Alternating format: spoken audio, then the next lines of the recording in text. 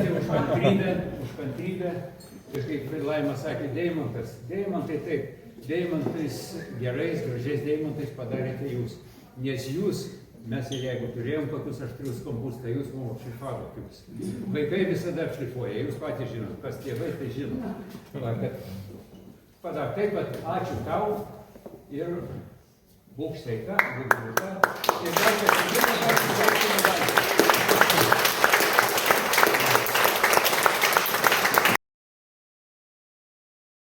Nukrautas stalas, visiškai tuščias stalas sėdi, jaunieji už stalo, visi svečiai eina, duoda dovanas ir žodžiu, dar duoda, sako visi linkėjimus, galvoja, dabar aš daryti. O mama atnešė kažką susukut, nežinau, net pati gavau, ką gavau, bet labai gražiai suviniota dovana, jiem įteikiau, nežinau, net ką ir kaip.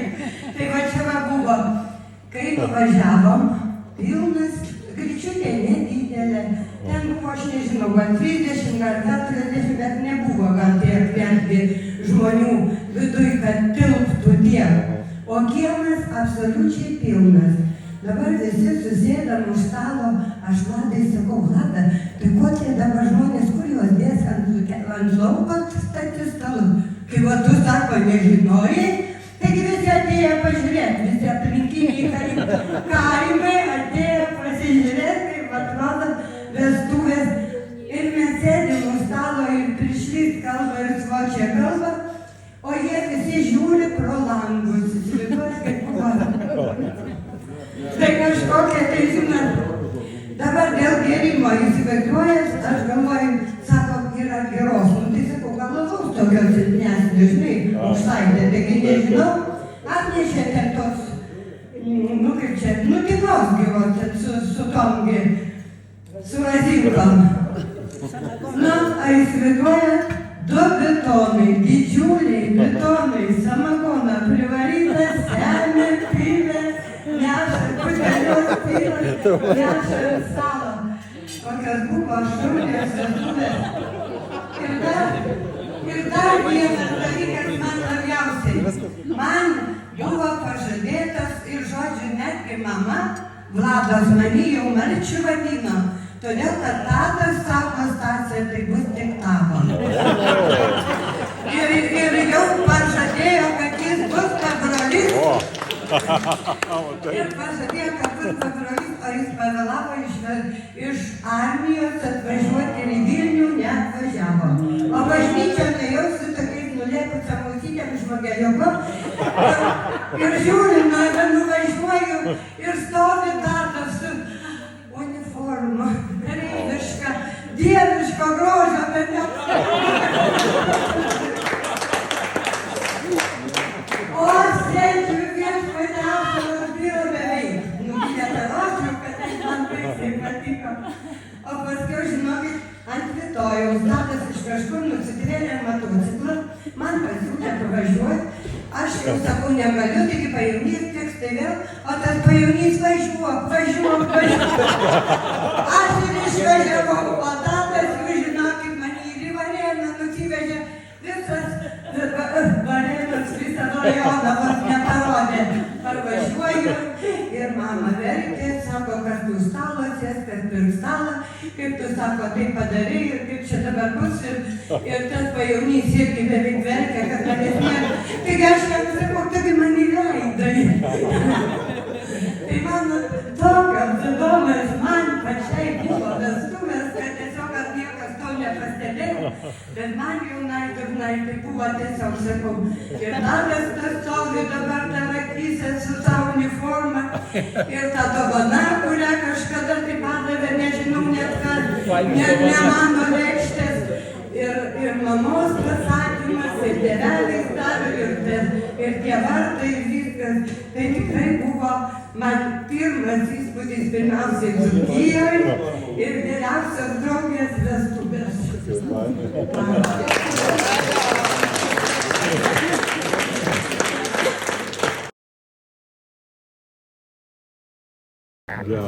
Pabandyk. Nieko ne. Aš pamėginsiu šnekėti, nemoku. Mane apdėjo. Ale aš buvau pilnametė ir pas Šluotas tai, nu, tai va tiek. O tiek įspūdžių man neliko, man samagonas buvo įprasta. O tik pavalgytis, tai tada visi tiek turėjo. O ko daugiau pasakyti, ale kaip džiaugiuosi, kad pasirašiau, jis sakė, va, džiaugiuosi. Džiaugiuosi, labai džiaugiuosi. Vat reikia taip gyventi, taip visi jūs dabar, už tai jūs visi deimantai jūs sėdit. Jo, deimančiukai visi. Deimančiukai, korpus, čia sėdit, korpus.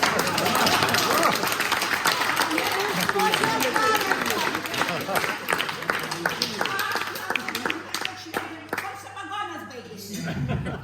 Gal 3 dienos buvo. Kaip aš atsimenu, nu, man irgi tik 18 buvo 20 ten. Tai va, o ko daugiau norit? Dargi viena pamergė buvo. Oi, jau. Elena? Elena pamergė. Mes atėjome vieną kryptį. O jai 15 buvo.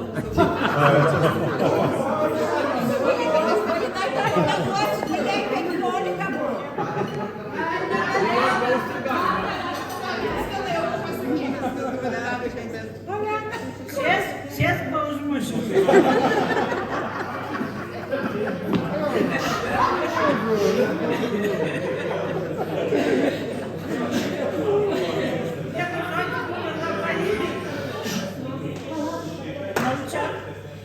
Vienu žodžiu buvo labai viskas gerai, labai gražu. Aš pirmą kartą buvau Vilniuje, ne antrą kartą buvau Vilniuje, kai buvo jau Zaksas. Ir viskas parvažiavom į kaimą, aišku, nu ten buvo balius, buvo vakarė ten, kur susirinkdavo, kaip Stasė sako, bilekas ir bilekai, ten ne taip. Ir pas mus būdavo mada, jeigu yra vestuvės, vakarė sueina visą aplinkinį kaimų jaunimas ir būna šokiai.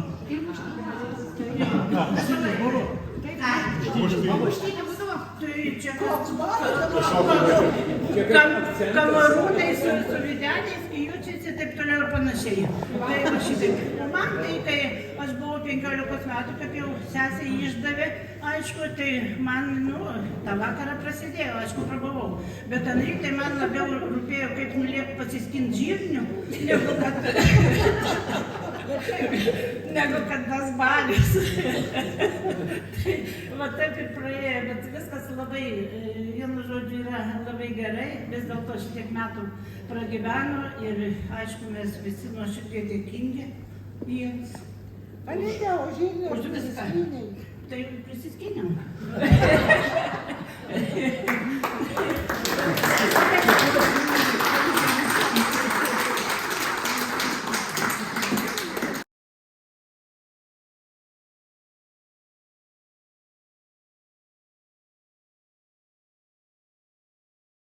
Važiuodama karviškais, tai buvo mano krašto tėtis Jonas, po to išsiaiškinau, kad buvo dėdė Antanas, tada prisiminiau visą tą pažinties legendą, kaip iš Lipavimo staklių gamyklos Antanas parsivedė pasirėtą draugelį į stapą ir po ten buvo Landsarvietės susipažinti.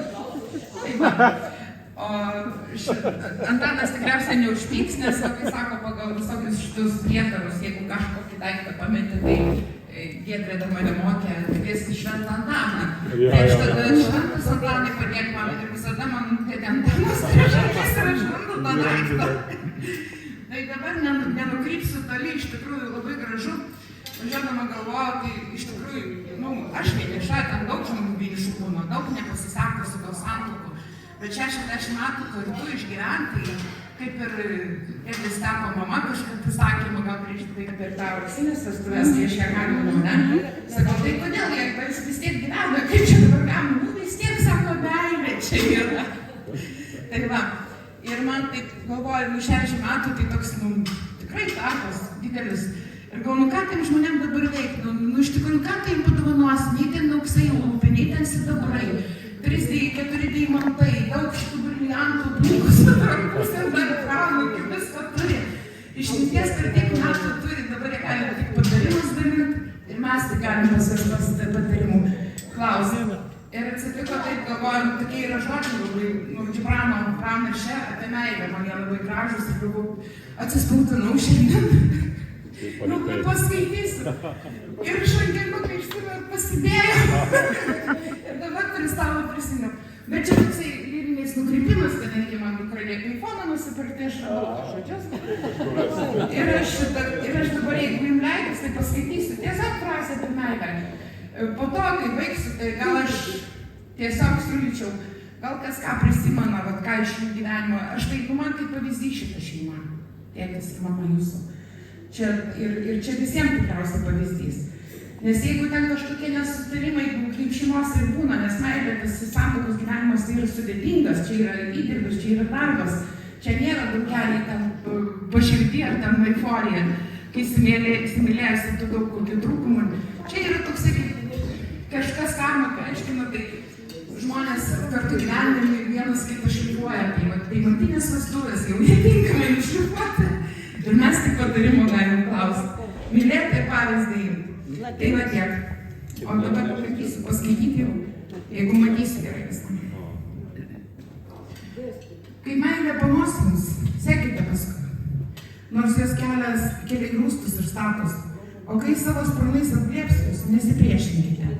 Nors tarp jos plunkstų paslėptas kardas gali sužeisti. Ir kai į kalbą, tikėkite, nors jos balsas gali išblaškyti jūsų svajas, kaip kad šiaurės vėjas nusiaubė sodą. Meilė jums uždeda karūną, bet jie nukryžiuoja. Jie jūs augina, bet prigenia. Jie pakyla ir jūsų viršūnių ir glamonėlio maistys jūsų šakeles, virpančių saulėje. Bet jie nusileidžia iki jūsų įsitvėrusių žemėm šaknų, sukrečia jas. Marytė, sesuo ir Vladė, ir mes pabandykim juos kažkaip pagerbti jas už tą visą suteiktą grožį. Dievaži gražu. Tai ilgiausių metų? Nu, tai ką.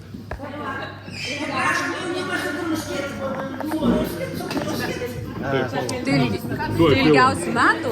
Ilgiausių metų daina. Ilgiausių metų! Taip.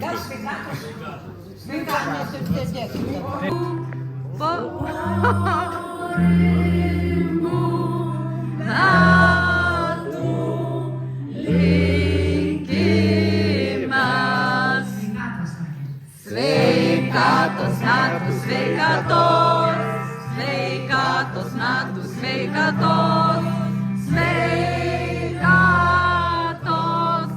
metų linkimės. Džiaugsmingų metų, džiaugsmingų metų, džiaugsmingų metų, džiaugsmingų metų linkime. Anūkų gal ne? Gerai.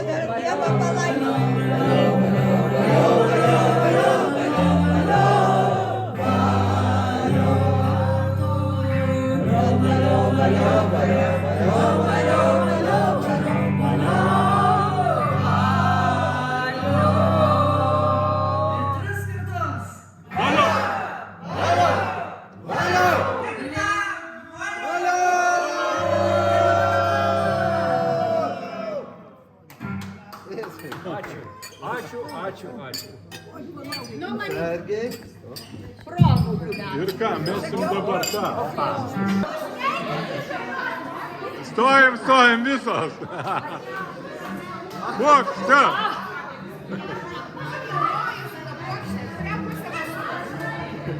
Arūnai, vestuvės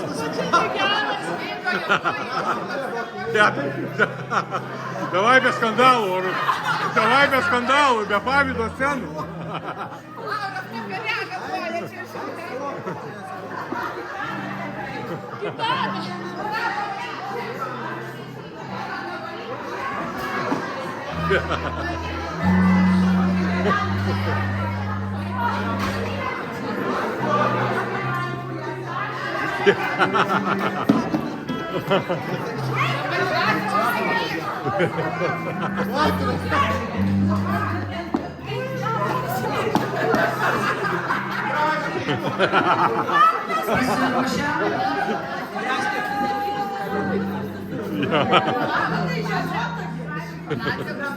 Klausyk.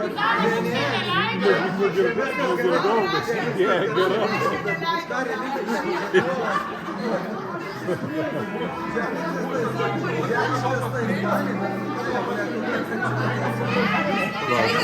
Nu, papa.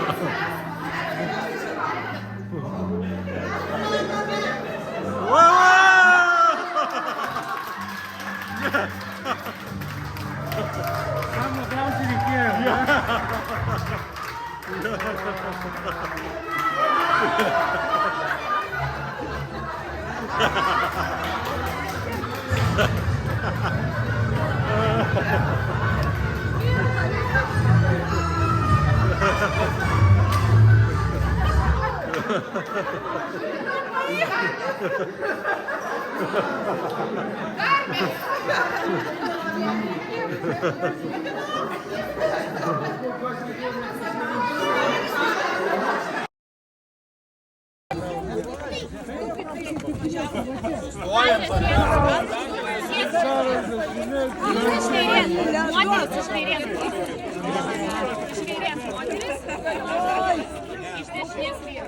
Vėl jaunikis dingo.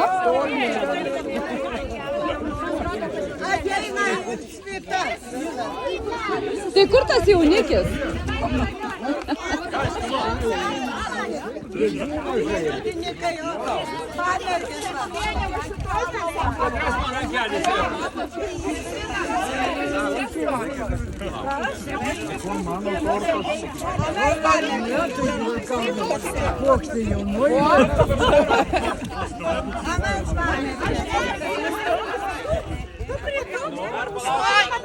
Labai kojas. Lava, lava, lava, lava.